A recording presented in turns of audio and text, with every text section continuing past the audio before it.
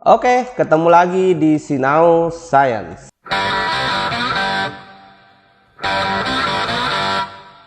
Nah, sebelum kita mulai nih, saya punya pertanyaan nih. Teman-teman udah pada pernah naik kereta belum? Nah, pasti udah pernah.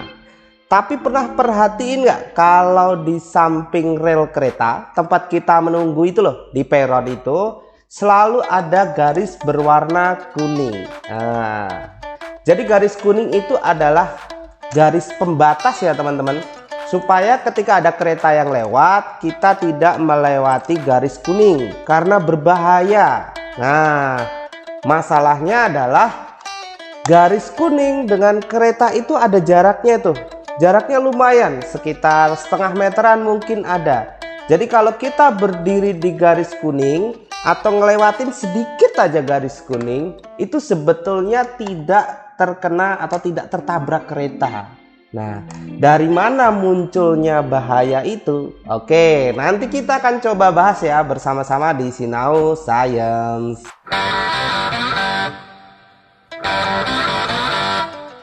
Nah, untuk lebih mempermudah kita memahami kenapa garis kuning tadi itu berbahaya untuk dilewati, saya punya sedikit eksperimen sederhana. Nah, di sini saya punya 2 lembar kertas. Teman-teman bisa coba sendiri ya di rumah. Tapi sebelum coba nanti kita tebak-tebakan dulu ya.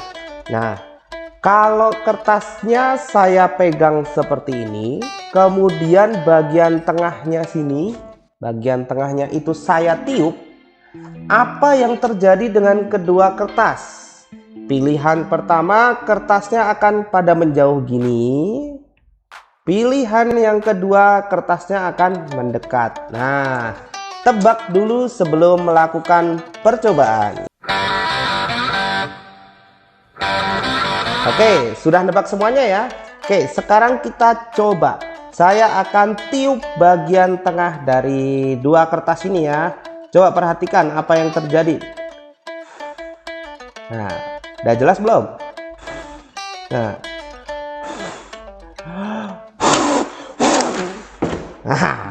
semakin kencang kita tiup kelihatan ya, ternyata kedua kertas akan semakin mendekat. Waduh, malah nendi mau kertas iki.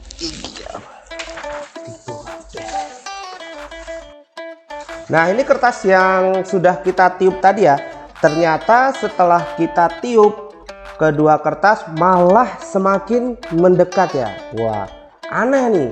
Padahal kan secara logika ya, secara tebak-tebakan, kalau kita tiup harusnya mereka semakin menjauh. Ternyata malah semakin mendekat. Nah, fenomena apakah ini? Kita akan coba pecahkan di ruang kelas di Sinau Science.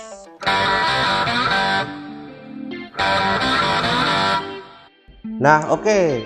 Sekarang kita akan coba pecahkan kenapa kedua kertas tadi kok malah semakin mendekat ya. Seharusnya kan semakin menjauh. Sekarang saya mau ilustrasikan sederhana. Ini adalah kertas yang pertama, kemudian kita gambar kertas yang kedua. Anggap aja ini kertas ya, agak tebal seperti ini. Kalau kedua kertas diam seperti ini, artinya apa? Artinya tekanan di sebelah sini kita anggap sebagai tekanan A, tekanan di titik B, dan tekanan di titik C besarnya sama. Jadi kita akan membahas dari sisi tekanan udara. Karena tekanan di A, B, C sama, maka kertas akan diam. Kemudian kalau tekanan sama itu artinya apa? Bisa kita anggap bahwa jumlah partikelnya itu sama di titik A, B, dan C. Misalnya di titik A anggap aja ada 5 partikel. Nah, ini cuman anggapan ya, mungkin partikelnya ada banyak pasti. 1, 2, 3, 4, 5. 1, 2, 3, 4, 5. Jumlah partikel sama, tekanan juga akan sama. Kemudian apa yang terjadi? Saya tiup. Nah, yang sebelah sini saya tiup. Kalau sebelah sini saya tiup, berarti seolah-olah saya mendorong partikel supaya keluar dari tengah-tengah kertas.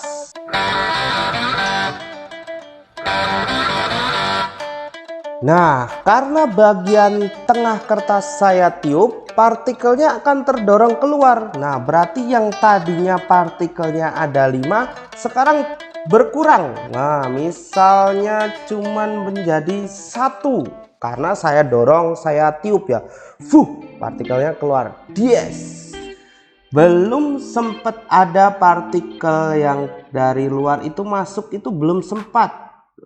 Nah,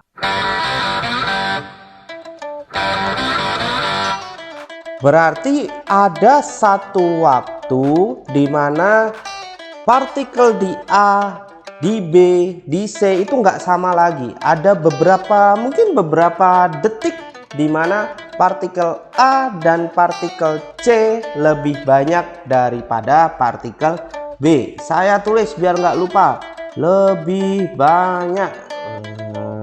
Yang sebelah C juga lebih banyak. Sebelah B lebih sedikit. Wah, masa sedikit lebih? Sedikit. Apa ya bahasanya, susah ya. Sedikit. Lebih sedikit. Masa lebih tapi sedikit? Nah, aneh. Dah, biarin aja, nggak usah dipikirin. Yang partikel A lebih banyak daripada B, yang partikel C lebih banyak daripada partikel B. Apa yang terjadi kalau jumlah partikelnya beda? Betul, tekanannya juga akan menjadi berbeda. Semakin banyak partikel, tekanan juga akan semakin besar.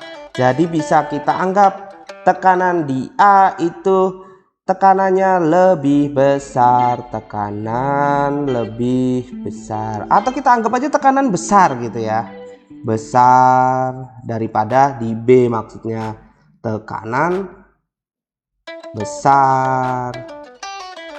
Nah, yang sebelah sini tekanan kecil, tekanan kecil. Apa yang terjadi kalau tekanan kecil di bagian tengah? Nah, tekanan besar tadi akan mendorong kertas. Dia akan terdorong ke sana, terdorong ke sana, terdorong ke sana, terdorong ke sana. Jadi tekanan besar tadi akan mendorong kertas ke arah tengah, di mana tekanannya jauh lebih kecil. Ketemu deh misteri yang selama ini menghantui kita ya.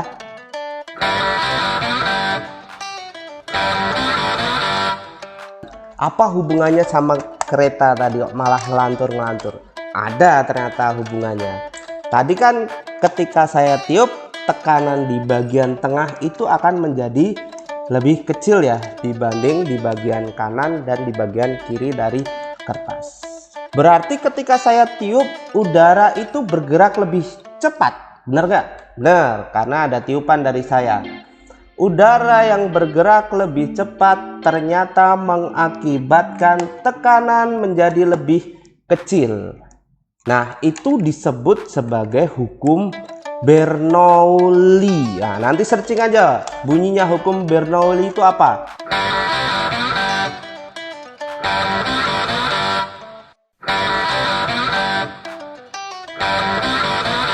Intinya adalah ketika saya tiup, kecepatannya bertambah, maka tekanannya akan menjadi lebih kecil.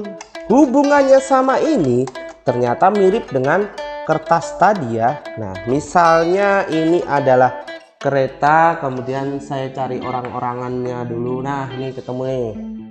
Ini teman saya namanya Luffy.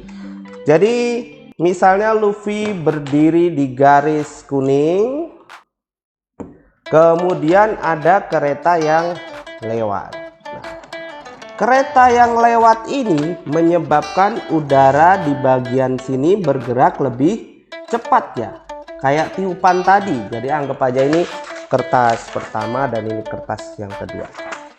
Kereta yang lewat menyebabkan udara di bagian tengah sini menjadi lebih cepat. Apa yang terjadi kalau udara di bagian sini lebih cepat? Betul, tekanan lebih kecil. Kayak tadi hukum Bernoulli kertas tadi. Kalau tekanan lebih kecil, apa yang terjadi? Akan ada dua tekanan ya.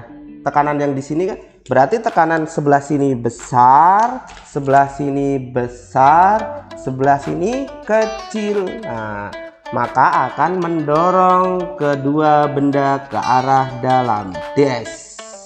Kalau yang terdorong kereta nggak apa-apa, karena kereta itu berat. Jadi ngaruhnya paling cuman nah, nggak ngaruh-ngaruh banget.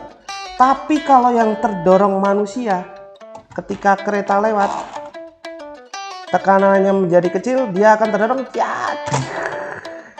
Apa yang terjadi? Ya, silahkan disimpulkan sendiri. Jadi garis kuning tadi supaya kita agak munduran. Jadi ketika agak munduran, kemudian ada tekanan, kita masih bisa nggak jadi, nggak jadi. Jadi di sini kita masih punya jarak dengan kereta ya. Jadi nggak langsung. Kalau terlalu dekat kan yes. Nah, tapi kalau kita punya jarak dengan kereta ya masih. Nah. Oke, jadi gitu ya. Jadi itulah kenapa garis kuning itu ada. Walaupun kalau kita ngelewatin garis kuning sebetulnya nggak terlalu bahaya banget, nggak kena kereta ini. Tapi hukum Bernoulli tadi menyebabkan kita seolah-olah terdorong ke bagian depan. Dan itu juga terjadi ya ketika kita misalnya berada di jalan raya, kemudian ada bis lewat dengan kencang, kita naik motor atau naik sepeda itu juga hati-hati. Kalau ada bis atau truk dengan kecepatan tinggi lewat di depan kita, kemudian menyebabkan angin di sebelah kita dengan bis itu kencang. Nah, hukum Bernoulli beraksi lagi. Nah, kita akan seolah-olah jadi seolah-olah akan terdorong ke arah bis atau truk yang lewat dengan kecepatan tinggi. Nah, gimana? Cukup jelas ya? Pembelajaran kita hari ini ternyata hanya dibuktikan oleh 2 lembar kertas. Nah, 2 lembar kertas bisa menemukan satu hukum Bernoulli. Nah, mantep kan? Oke, kita ketemu lagi di apa nama channelnya, Sinau Science ya, di video yang berikutnya. Terima kasih sudah menonton. Kalau ada yang salah boleh kita koreksi bareng-bareng di kolom komentar ya. Oke, terima kasih, bye.